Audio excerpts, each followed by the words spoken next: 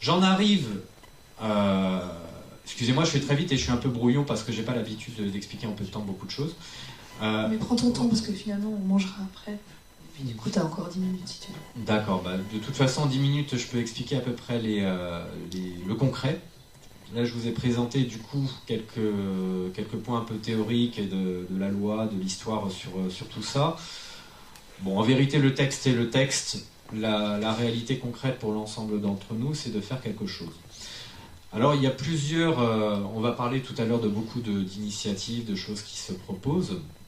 Moi j'ai proposé et défendu différents aspects. D'abord, quand on est un petit peu logique dans le fait de se révolter, ce sont des mobilisations populaires qu'on va retrouver dans la rue. C'est bien une minorité agissante qui est censée créer un effet de levier pour que d'autres nous rejoignent et puis qu'on commence à entrer dans un vrai contexte de grève générale, de mobilisation populaire qui soit forte. Bon, pour créer cet effet de levier, il faut déjà qu'il y ait une minorité agissante qui, forte de sa colère et de son éveil sur certaines considérations, se mobilise aux bons endroits pour appeler l'ensemble des citoyens à se réveiller. Quand on parle de se mobiliser dans la rue, je suis l'un des rares qui dit qu'on ne doit pas aller, quand on va à Paris par exemple, se mobiliser sur la place de la République ou place de la Bastille. C'est là qu'aiment bien aller manifester les Parisiens en général. Non, on doit aller manifester devant les médias. C'est eux qui nous censurent, c'est eux qui font la propagande du gouvernement. Et on les paye en plus quand ce sont des médias publics ou subventionnés. Ce sont nos médias à nous, ce sont nos outils pour pouvoir informer le peuple. Pour l'instant, il s'agit de désinformer le peuple avec des journalistes qui sont collabos, très clairement. Mais si on est plusieurs milliers de personnes devant n'importe quel bâtiment de médias publics, moi je connais bien Paris puisqu'on n'a pas arrêté de les emmerder, il faut voir que les places qui sont devant les médias publics ou privés, qu'elles soient en province ou en France, c'est pas des grandes places. Donc avec quelques milliers de personnes, vous avez un effet de masse qui est réel. Et faites chanter la Marseillaise à 2000, 3000 gars bien énervés devant un média, vous pouvez être sûr que les journalistes, quand bien même ils voudraient nous censurer, ils commencent à s'inquiéter. Parce que ça fait du bruit. Et surtout, ils se disent, si jamais ils pénètrent dans nos studios, on ne pourra pas gérer 3000, 4000, 5000 personnes. Il vaut mieux leur donner la parole 5 minutes et peut-être qu'ils nous foutront la paix et se casseront. Donc il faut avoir conscience que nous avons affaire, du point de vue de notre oligarchie politico-médiatique, à des gens qui sont comme nous. Ils ont une capacité à subir le stress qui est réelle. Je veux dire, si vous avez 3000 personnes devant chez vous, devant votre domicile, et que vous en avez un qui dit on veut vous envoyer un représentant pour discuter avec vous pacifiquement, bon, vous préférez aller discuter avec le représentant pour vous dire moi je suis sûr que les 3000 ne rentrent pas chez moi. Ben, c'est pareil pour eux. Ils auront l'envie de pouvoir essayer de débunker le problème en disant on va recevoir quelqu'un plutôt que de continuer à les censurer alors qu'ils sont plusieurs milliers devant chez nous. Autre chose, par rapport aux mobilisations populaires, parce que ça j'y crois, hein, ça se passe dans la rue, il faut arrêter de croire que ça se joue sur des tas d'initiatives qui peuvent se faire dont je vais parler, mais ça se joue au final toujours dans la rue à la fin. Quand on manifeste, souvent ce que va tenter de faire le gouvernement, c'est de nous discréditer en envoyant des petites milices ou des individus malveillants qui vont foutre le bordel. On voit par exemple là, les Black Blocs en ce moment qui arrivent pas mal, qui sont notamment financés par une organisation d'un type qui s'appelle George Soros, les Antifa, enfin tous ces groupuscules-là qui sont des contre-révolutionnaires, qui sont plutôt violents. Et effectivement, ça permet aux journalistes de dire, regardez, ces gens qui manifestent, ils ne sont pas sérieux, ils n'ont pas d'idéaux politiques à revendiquer, ce sont juste des casseurs, ils ne sont pas crédibles. Il faut savoir que ça sera toujours trollé, une manifestation que l'on organise et qui a un peu de succès. Donc il faut toujours avoir l'idée en tête que, il faut être ferme avec les trolls, il faut les évincer, les gens qui sont totalement bourrés, il y en a beaucoup dans les manifestations, les gens qui sont dans un esprit de violence, il faut les remettre aux autorités. En France, on déclare une manifestation, non pas une autorisation, on déclare un lieu de manifestation. La police, pour pouvoir assurer la circulation, on détache des policiers pour donc assurer la circulation, mais aussi veiller à la sûreté des manifestants. À la base, c'est pas pour nous bloquer, c'est pour nous aider limite. Donc il faut remettre ces gens-là aux policiers. Il ne faut pas hésiter à leur casser les pieds aussi, parce que ces gens, les policiers ou les militaires qui sont détachés, que ce soit dans la rue là, pour faire du vigipirate, du sentinelle ou pour gérer des manifestations, ils ont peut-être un devoir de réserve qui n'est pas tout à fait vrai, mais disons qu'ils ont peut-être une difficulté à pouvoir faire valoir leurs opinions politiques librement, mais par contre, si on leur parle de nos opinions politiques, ils n'ont pas d'autre chose à faire qu'écouter. S'ils sont détachés sur un événement, il faut les pourrir. Hein. C'est le régalien, c'est notre meilleur allié. C'est quand même le régalien, donc l'armée, la police, la justice, qui sont les institutions cibles qui protègent actuellement encore l'État de sa démolition. Alors, par exemple, on parle de fédéraliser l'Union européenne. Ça signifierait que nous aurions une armée commune et notre bombe nucléaire, notre arsenal nucléaire, serait géré en commun. Je ne sais pas si vous êtes d'accord avec l'idée que la Pologne se frite avec la Russie et demande à utiliser notre arme nucléaire contre la Russie parce qu'on serait du coup une super fédération européenne. Non, nos intérêts, c'est d'avoir une armée indépendante, qui est donc le régalien, qui nous protège. Et pourquoi je dis qu'il faut se rapprocher du régalien et les saouler? Parce que c'est eux, par leur prise de conscience, qui empêcheront le gouvernement d'aller trop loin. Donc dans les manifestations que l'on peut organiser, discuter avec les policiers et les gendarmes, ne pas hésiter à même organiser des manifestations, je dirais, aux abords des régiments. C'est une façon aussi de tracter les militaires, d'aller les voir là, quand ils patrouillent dans la rue, leur donner des tracts. C'est des choses que je fais assez souvent parce que je sais pertinemment que ce sont les institutions les plus sensibles. S'asseoir, quand on est en statique et qu'on fait une manifestation, la meilleure façon de faire voir à des policiers qui seraient tentés d'abuser de la force sur consigne du préfet, eh ben, c'est d'être plus pacifique qu'eux. Si on est assis, on n'est manifestement pas en train de créer du trouble. Donc ce sont des petites choses simples, parce que j'entends beaucoup, j'ai entendu énormément de gens me dire ça sert à rien de se mobiliser, on va se faire taper dessus. Enfin, j'ai entendu tellement de gens me dire n'y allons pas, j'ai peur, que je voudrais rassurer. J'ai organisé beaucoup de manifestations et ça s'est toujours bien passé. Les policiers ne sont pas là pour nous pourrir, ne sont pas là pour nous taper. Par contre, effectivement, il y a des petites choses que l'on peut faire. Ça, c'est le point de vue, on va dire, que l'on connaît le mieux. Se mobiliser du point de vue physique, être là, et je maintiens qu'il faut que nous soyons là, que nous n'ayons pas peur d'aller organiser des manifs devant les médias. Il y a des choses beaucoup plus symboliques. Je décroche des drapeaux européens pour plusieurs raisons. D'abord, dans toutes les révolutions, vous pouvez chercher, le démantèlement de l'Union soviétique, des drapeaux soviétiques étaient arrachés et brûlés. Lorsqu'il y avait la résistance en France contre les nazis, en France comme en Grèce, comme ailleurs, on décrochait des drapeaux nazis et on les brûlait. Quand il y a des dictateurs qui tombent, souvent on voit leurs statues qui sont déboulonnées et qui se fracassent. Le sens des symboles, la portée des symboles est très importante, parce que quand on n'a pas forcément une éducation politique forte sur tous les sujets, qu'on n'est pas tout à fait capable de mettre des noms sur des problèmes de système qui nous oppressent, en général, il suffit de se rattacher à un symbole, de dire « Ah oui, vous voyez le drapeau européen, là, derrière, c'est toute l'usine à gaz européenne. J'y comprends rien, j'ai jamais lu les traités, mais je sais que ça nous pourrit. » Vous pouvez demander à n'importe quelle Française qui pense de l'Union européenne. L'écrasante majorité n'y comprend que dalle. Mais par contre, ils ont tous bien conscience qu'on se fait pourrir avec ça. Donc c'est aussi à ça que ça sert les symboles. C'est-à-dire que là où on n'est pas capable d'expliquer précisément ce qui nous oppresse, derrière un symbole, on peut voir la marque de la tyrannie. Il se trouve qu'en plus, on a une petite chance avec le drapeau européen. Il n'a pas été reconnu ni dans les traités, ni dans la Constitution. Notre seul drapeau, c'est le drapeau tricolore. Le drapeau européen est en fait un emblème que l'on pourrait qualifier de politique ou religieux. Ça veut dire que c'est comme si vous voyez un emblème du PCF ou du Parti Socialiste, ou alors le croissant des musulmans ou la croix chrétienne, qui était pavoisé sur nos écoles et nos institutions publiques. Ça n'a aucune valeur juridique, c'est payé avec nos impôts locaux par nos élus, de façon générale, et ça n'a aucune reconnaissance. Aucune. C'est plutôt le point de vue personnel du maire. Donc on joue sur le fait de les décrocher. Il y en a eu plus de 1000 qui ont été décrochés en France, pour une centaine de décrocheurs. Et le but pour nous, c'est d'aller au procès, parce que quand on avait tenté des initiatives au tribunal administratif, on avait été débouté, clairement. Donc on va à la confrontation en emmerdant les maires. Il y a une très petite quantité de maires qui viennent à la confrontation, parce que la majorité savent que de toute façon, ils risquent d'être déboutés eux-mêmes. Donc voilà, s'organiser sur les symboles. L'euro, c'est pareil. Tout le monde palpe des billets de banque qui s'appellent euros. Il se trouve que l'euro, c'est pas une monnaie unique ou une monnaie commune comme on nous dit souvent.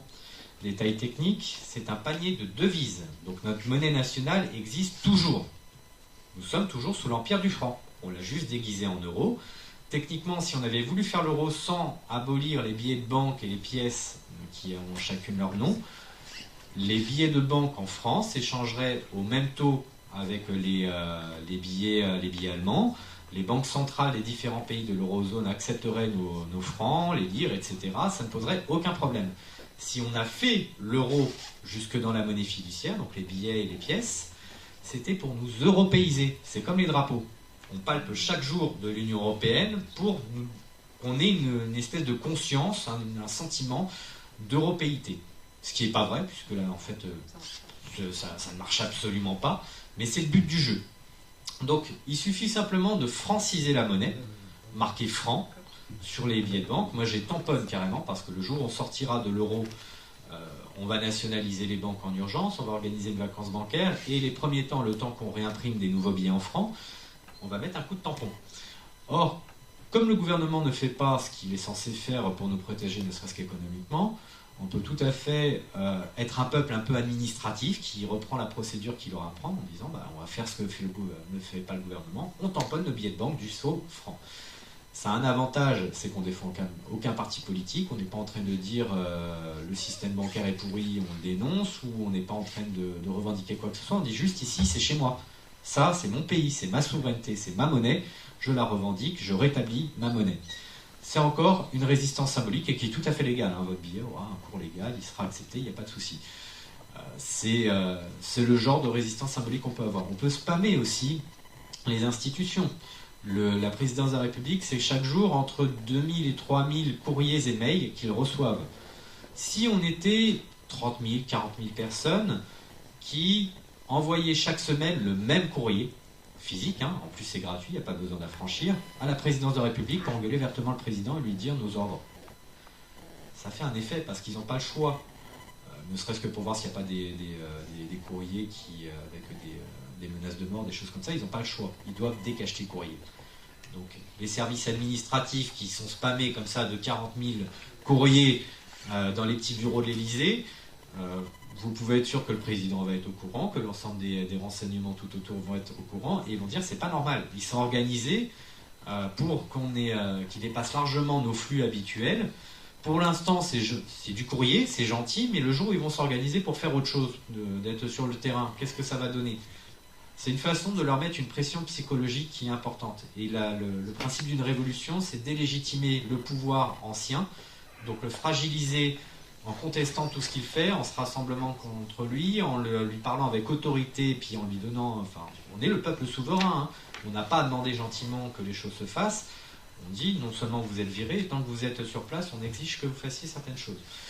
Bon, il y a plein d'initiatives comme ça qui peuvent être défendues, et je vais pas parler de tout ce que l'on peut faire. Simplement, il faut avoir conscience que ce sera bien dans la rue que ça se passera.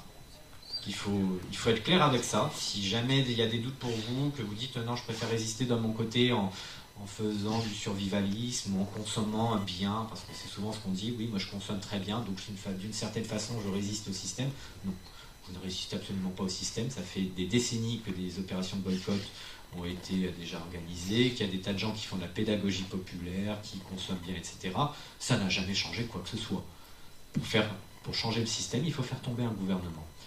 Donc, je me présente aux législatives et j'invite tout le monde à se présenter aux législatives parce que c'est à peu près la seule solution institutionnelle qu'on va avoir dans le temps électoral qui est présent pour d'abord sortir des traités européens. Si vous savez pas pourquoi il faudra en sortir, je pense que Régis tout à l'heure nous en parlera un petit peu. Faire une constituante pour rechanger les règles et quelque part aussi faire jouer de tous les pouvoirs qu'on peut avoir quand on est député pour emmerder très clairement un gouvernement qu'on risquera d'avoir comme d'habitude, M. Macron peut-être, ou un gouvernement qui nous trahit. Si on a un parlement qui est là, on n'est pas citoyen en votant tous les 5 ans. on est citoyen aussi en prenant part aux politiques publiques de notre pays. Donc, il faut avoir un mandat quand on peut, il faut militer, il faut être actif. Les élections municipales sont aussi un enjeu énorme. Avec les élections municipales, si on arrive à avoir des citoyens réellement investis pour le bien public et la démocratie qui prennent le contrôle de leur mairie, non seulement avec les histoires de 500 parrainages, etc., pour les présidentielles, ça facilite énormément de chances pour les partis alternatifs, mais ça permet d'organiser des référendums aussi. En France, on peut organiser des référendums tout à fait librement, en toute indépendance de ce que peut vouloir le calendrier électoral. Les primaires socialistes et des républicains, c'est en dehors du temps électoral. Ce sont des associations politiques qui organisent des scrutins qui sont validés par le tribunal administratif. Si nous voulions aujourd'hui organiser, parce qu'on avait les forces militantes pour le faire, un référendum sur la sortie de l'Union européenne, par exemple, on pourrait tout à fait le faire associativement et en toute indépendance des pouvoirs publics. Rien ne nous en empêche. De la même façon, je propose d'organiser des procès populaires, en gros des pièces de théâtre, qui visent à juger nos dirigeants pour dire, bon ben voilà, on va vous expliquer à travers ces procès populaires c'est quoi un crime de haute trahison à travers quelques affaires réelles. Donc avec des vrais magistrats, des vrais juges, un jury citoyen pour juger, etc. Mais c'est une façon de faire mousser la colère populaire contre nos dirigeants. Donc c'est encore une fois le moteur de la révolution que d'avoir une colère portée contre nos dirigeants et puis une envie de les faire sauter. Mais aussi de rétablir un petit peu c'est quoi les lois. Les gens ne connaissent pas les lois. Donc il y a des tas de choses que l'on peut faire. Quand les institutions sont défaillantes, on peut simplement les recréer d'une certaine façon. C'est un peu mon propos, je vais m'arrêter là et voilà, si vous avez des questions, je suis ouvert à... Alors moi, il y a beaucoup de choses que tu m'inspires avec tous tes propos. J'aimerais bien que tu nous fasses une liste de toutes les actions que tu as faites, que tu proposes, de choses assez simples à mettre en place. Et puis j'aimerais aussi que tu nous expliques comment on se présente aux législatives, pour tous ceux qui sont dans la salle.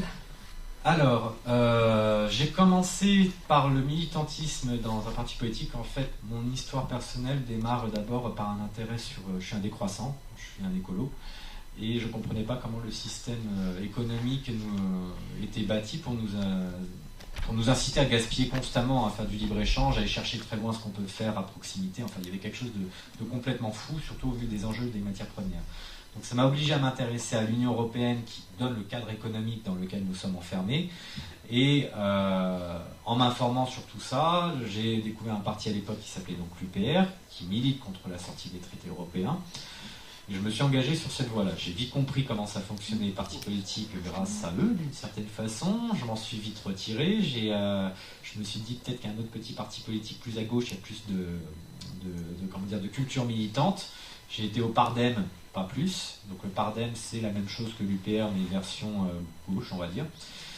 Et après, j'ai arrêté avec les partis politiques. Je suis devenu indépendant. J'ai lancé la révolte monétaire, qui est donc ce dont je vous parlais très très brièvement avec le fait de franciser les billets de banque. Donc j'ai créé des tampons pour pouvoir les tamponner, plus tout un protocole derrière. J'ai ensuite commencé avec la révolte sur les drapeaux européens, donc on a décroché pas mal. Il y a les conférences, il y a les manifestations devant les médias que j'ai organisées, il y a à peu près tout ce que je vous ai dit tout à l'heure, c'est à peu près ce que j'ai fait. Là actuellement, je suis plus dans le fait d'organiser des tribunaux populaires, donc ce dont je vous parlais, là, sous forme théâtralisée. Et puisqu'on a un calendrier électoral qui nous est favorable pour le moment, j'essaie de jouer avec la France Insoumise, mais j'attends leur réponse définitive pour être investi dans mon département, donc dans les Yvelines. Très clairement, je déconseille à quiconque de jouer en indépendant. Les partis politiques sont là pour nous diviser, c'est anti-laïque. Très clairement, je suis très hostile aux partis politiques, ils sont là pour nous diviser. Et c'est très religieux.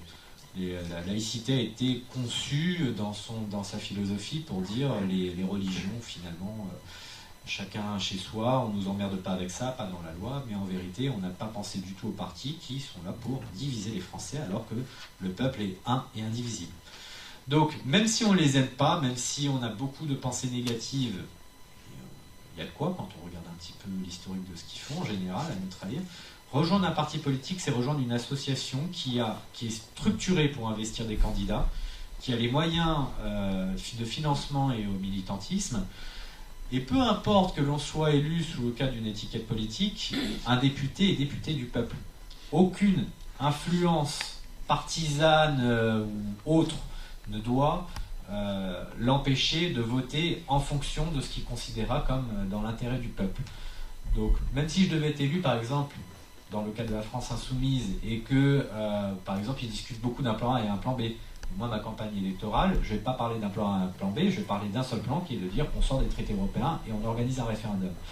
Si nous avons 200 députés au Parlement qui viennent de la population civile, des vrais citoyens, des gens engagés, qui ne sont pas là pour faire carrière, qui disent la seule chose que l'on promet, c'est d'organiser un référendum, parce que c'est par la Constitution, l'article 11 très exactement, les députés ont la possibilité, sur remise d'une pétition de 4 000, d'un dixième de l'électorat, d'organiser un référendum. Si les députés s'engagent qu'à ça, de dire si au-delà de tout ce qu'on pourra discuter, des lois, des trucs comme ça, nous ce qu'on veut c'est redonner la main au peuple. C'est déjà une chose énorme de pouvoir se dire que le Parlement en fait se dessaisit de son pouvoir de dire finalement de faire lui-même les lois. Non, il va dire au peuple directement non, c'est vous qui allez voter, c'est vous qui allez décider. Il nous faut 200 députés qui y croient, qui ont la foi, ça démarre maintenant. Hein, les élections présidentielles, on va nous parler que de ça dans les médias, ce qui va permettre de ne pas parler des législatives, qui sont quand même une institution beaucoup plus facile à attraper pour les citoyens. Donc vous pouvez faire des procédures en indépendant si vous voulez. Si vous avez quelques milliers d'euros dans votre épargne pour pouvoir défendre votre candidature, il faut imprimer les bulletins de vote. C'est pour ça que ça coûte cher. Hein. Il faut imprimer les bulletins de vote, il faut acheter les enveloppes, il faut aller dans toute votre circonscription pour se bouger, pour présenter, faire des réunions publiques, donner des tracts. Voilà. Ça coûte cher une campagne électorale. Il faut avoir une petite équipe avec soi. Mais que l'on fasse ça en indépendant ou pas, moi, ce que j'invite en fait, j'ai déjà des contacts avec beaucoup de gens dans différents partis politiques en disant, nous, ce qu'on devrait faire, c'est s'engager pour 5 ans, pas pour 10 ans. On ne renouvelle pas notre mandat, parce que sinon on ne va pas être crédible. Donc on parle de rester que 5 ans. 2, on propose tout de suite d'organiser le référendum sur la sortie des traités européens et de l'OTAN. 3, je pense qu'on doit rétablir le crime d'indignité nationale parce que c'est quelque chose qui n'est jamais défendu et je crois sincèrement que quand on nous a trahis avec les différents traités comme le traité de Lisbonne, le MES dont on parle moins, le TSCG, etc., ça mérite quand même que ces politiciens-là soient châtiés d'une façon ou d'une autre. On ne peut pas laisser une impunité à tous ces désordres moraux. Et enfin, dans tous nos réseaux, pour ceux qui nous découvrent un petit peu, sur Internet, ce million de citoyens dont je parle, qui sont très intéressés, très vigilants, ne parlent que d'une chose, c'est de la constituante. On a bien compris que si les règles en démocratie, si les règles constitutionnelles actuelles n'ont pas empêché à une oligarchie de se recomposer après que De Gaulle soit parti, très clairement, c'est parce qu'il y avait des manques dans notre constitution qui étaient vraiment importants. On n'a pas de référendum pour évoquer un dirigeant qui nous a trahis, on n'a pas de démocratie directe à proprement parler, on n'a pas de levier de contrôle pour avoir ne serait-ce qu'une justice bien séparée, par exemple. Donc il faut refaire une constitution. Donc si on s'engage ne serait-ce que sur ces points-là, je pense que quelque part, on aura de quoi mobiliser quand même quelques citoyens derrière nous, parce qu'en fait, on n'est pas en train de les diviser sur des questions économiques, sociales, sociétales, ou des choses comme ça sur lesquelles on peut ne pas être d'accord. Mais on est en train juste de leur dire, non, on récupère juste notre État, notre indépendance, on redéfinit les règles, et puis on punit ceux qui nous ont trahis. Et ça, pour moi, je pense que c'est ce qu'on devrait défendre pour ceux qui sont prêts à partir au turbin pour les législatives. Merci beaucoup, Sylvain. Est-ce que vous avez déjà un applaudissement, tout à fait. Avant d'aller manger, est-ce que vous avez des questions à poser à nos intervenants? C'est une question organisationnelle. J'ai l'impression que c'était très riche, qu'on est même un peu frustré que certains n'aient pas pu aller plus loin avec du matériel qu'ils ont. Et je trouverais très important qu'on puisse jouir de votre richesse, c'est-à-dire que je pense que ce serait bien de faire circuler une liste d'emails des gens de la salle, et puis que, si possible, chacun puisse donner des références, des liens, de façon à ce qu'on puisse aller un petit peu plus loin dans la recherche. Moi, je trouverais un petit peu dynamique tout ça. Hein? Ouais. Publié dans le journal. Alors, voilà, madame, si vous voulez venir, parce que on n'a pas le micro sans fil. Bonjour, je voulais juste avoir une précision. Vous avez parlé de référendum populaire avec un soutien des maires. Je ne connaissais pas. Sans leur soutien. Non, mais si j'ai compris qu'il fallait avoir un certain nombre de maires qui soutenaient le référendum populaire, non? Oui. Et je voulais savoir de l'électorat, c'est ça que tu disais. je voulais savoir quel était le nombre de soutiens qu'il fallait. Alors en fait, mon propos est de dire que justement nous n'avons pas besoin du soutien des maires et il y aura beaucoup de maires qui ne nous soutiendront pas. Donc comme dans les formes, il y a beaucoup de textes qui existent sur la validité des référendums, notamment émanant du Conseil constitutionnel et d'une autre institution qui est moins connue qui s'appelle la Commission de Venise. Donc il y a des motifs de forme et de fond qui disent qu'en gros la question doit être la même, compréhensible par tout le monde, elle ne doit pas laisser porter à débat, et puis tout le monde doit avoir voté. Donc la question des maires est essentielle. Dans les petites communes de 500, 1000 habitants, etc., il est à peu près possible d'espérer compter sur du soutien de maires qui donc vont nous ouvrir des salles, nous prêter du matériel de scrutin, enfin voilà, c'est le genre de choses qu'on cherche en fait quand on veut organiser un référendum en local. Mais parfois les maires vont dire non. Donc dans ces cas-là, si on s'arrête à ce premier frein, on ne va pas s'en sortir. Ce qu'il faut comprendre, c'est que les maires peuvent nous aider ou pas. Rien n'empêche des citoyens de s'organiser en association, d'utiliser une salle municipale ou une salle privée pour pouvoir organiser un scrutin quel qu'il soit, et puis des conférences, des débats, etc. Rien n'empêche des citoyens d'acheter le matériel ou de louer le matériel pour pouvoir organiser les scrutins. En fait, il n'y a aucune loi qui interdit les citoyens d'organiser même leur référendum. Et de la même façon, on peut tout à fait faire reconnaître nos résultats au tribunal administratif. C'est exactement ce qui s'est passé avec les primaires. Il faut bien comprendre que ce n'est pas un scrutin référendaire qui a été organisé par les primaires du PS et de l'UMP, mais ça reste un scrutin. C'est bien un scrutin. Donc ça veut dire que sur n'importe quelle question, que ce soit pour pouvoir investir des candidats quelque part, ou que ce soit pour décider d'une loi ou de la sortie d'un traité ou toute autre question, du moment que dans suffisamment de villes en France, on ouvre des salles, on invite les gens à venir voter et qu'on le fait d'une certaine façon, en suivant le code électoral pour que ce soit le plus propre que possible, en prenant les cartes électorales, les cartes d'identité, enfin des choses comme ça, on fait signer le registre.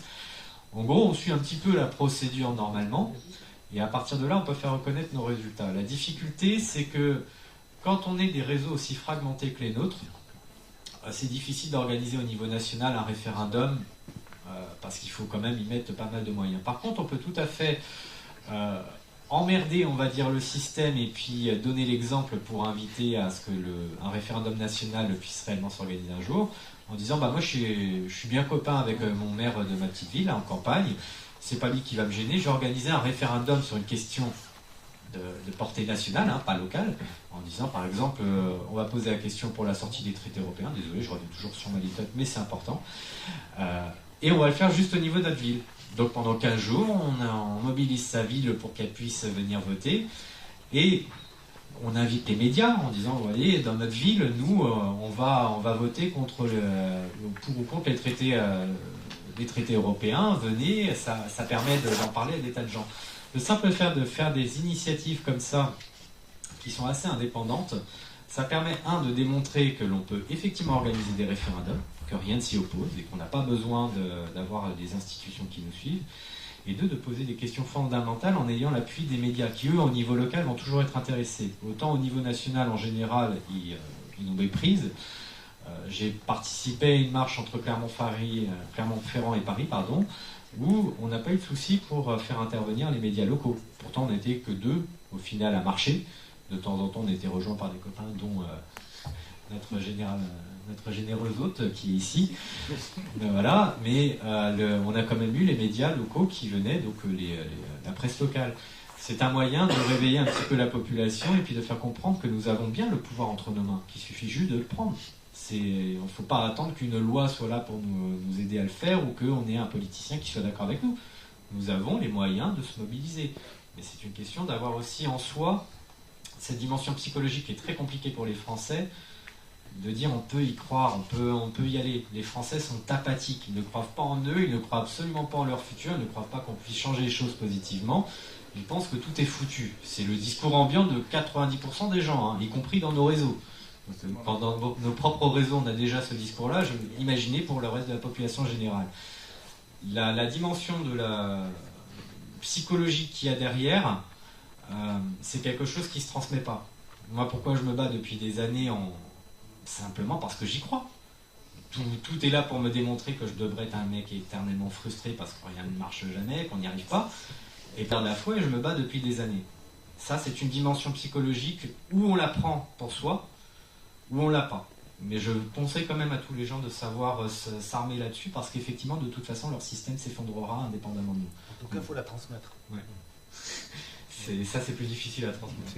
Je trouve que ce mot est excellent pour la conclusion. L'estime de soi, croire en soi.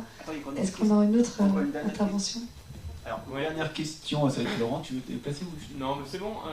Juste une question, Thierry Borne. Est-ce que, à ta connaissance, il y a des mouvements, des regroupements de personnes compétentes pour des gens qui vont devoir passer en justice et aller peut-être à essayer d'aller le plus loin possible?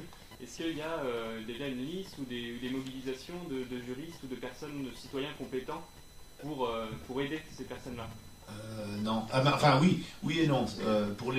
Si, il y a François d'Angléan qui a créé une association pour Sébastien, le nom c'est Commission d'enquête pour la justice. Voilà, Commission d'enquête pour la justice. Donc ça, c'est la seule personne qui a fait quelque chose à ce niveau-là. Après, pour les entrepreneurs, il y a différentes choses quand même. Il y a Thales, c'est une association aussi. Alors ils ont fait quelque chose de très fort parce que leur combat principal c'est contre le RSI. Et en fait, ce qu'ils ont fait de très bien, c'est que le RSI a oublié de racheter la propriété du nom RSI, et lui il l'a racheté. Ce qui fait que chaque fois qu'il va au tribunal, ils disent le RSI, je suis là, c'est moi, mais j'ai pas déposé plainte. Donc c'est très bien. Et il y a 2-3 groupements comme ça. À part ça, il n'y a pas grand-chose. Mais François d'Angléan fait quelque chose je l'ai encore vu comment cette semaine, et on va encore avancer là-dessus. Il y a encore d'autres choses qui sont mises en place. Il y a Nuit debout, où ils sont un groupement de 27 avocats pour la défense du citoyen qu'ils ont mis en place. Il y a Anticorps qui est une grosse association anticorruption. Anticorps qui a beaucoup de juristes engagés pour nous aider. Ouais, alors ce qu'on peut constater quand on entend ça finalement, entre ce que Sébastien dit et ce que je dis, c'est qu'une fois de plus, c'est l'ignorance qui prime, c'est-à-dire qu'on n'a pas l'information. Et ça, c'est le gros problème, parce que si on est si peu nombreux aujourd'hui dans cette salle, et ceux qui sont là, bravo, c'est bien, mais la salle devrait être 10 fois plus grande, compte tenu des enjeux qui sont aujourd'hui dans nos mains, quoi. Et le problème, c'est vraiment l'information. On n'a pas cette information, et c'est vrai que les médias y sont pour beaucoup. Il faut vraiment qu'on arrive à trouver une solution. Il faut se creuser la tête, il faut vraiment se creuser la tête, et il faut... juste pour finir, pour le mot de la fin, je pense que la plus grosse des choses à faire tomber, c'est l'effet domino qui sera actionné, c'est le mensonge d'État. Parce qu'il y a différents mensonges, il n'y en a pas qu'un, mais c'est le mensonge d'une manière générale, ou les mensonges si vous voulez, et l'information. Voilà.